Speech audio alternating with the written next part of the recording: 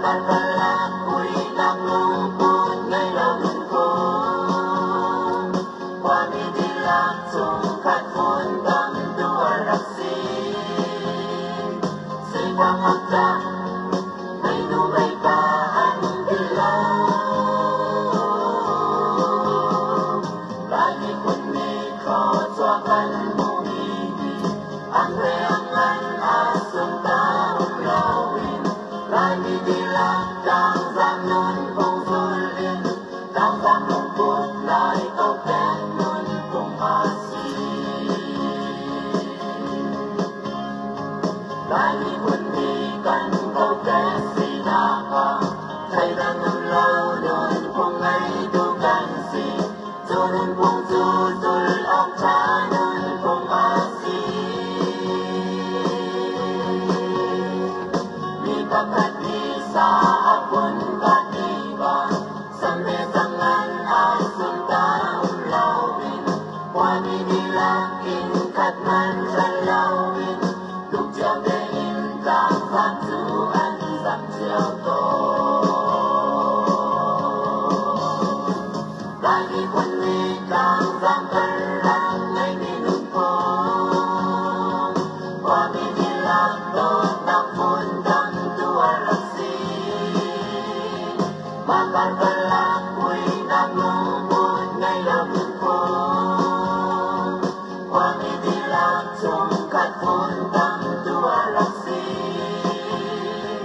Si pamagda, may numay pa ang dilaw. Lagi kundi ko suakan bumili. Ang reangan asun taong lawin.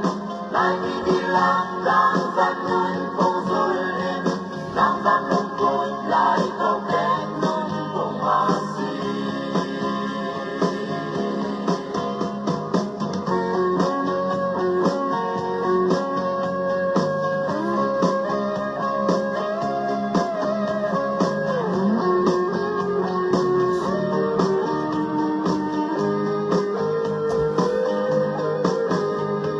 Lagi kundi kan ko kesinaka. Say dangon launon kong may dugansi. Sunod kong susul ang chanon kong asin. Magpunuan di baan katiba. Anday mi nga di lakhaan fondi. Upang binito siyawa ko tuwa. Lunglotein ang insiyawa ang tungto. Lagi kundi kang zangkarang ay ninumpong. Wani dilang doon ng fundang duwarasin. Magkakalang ko'y naglungkot ngayon ko. Wani dilang sungkat fundang duwarasin. Si pamagda, may numay pa ang dilaw. Lagi kundi ko suakan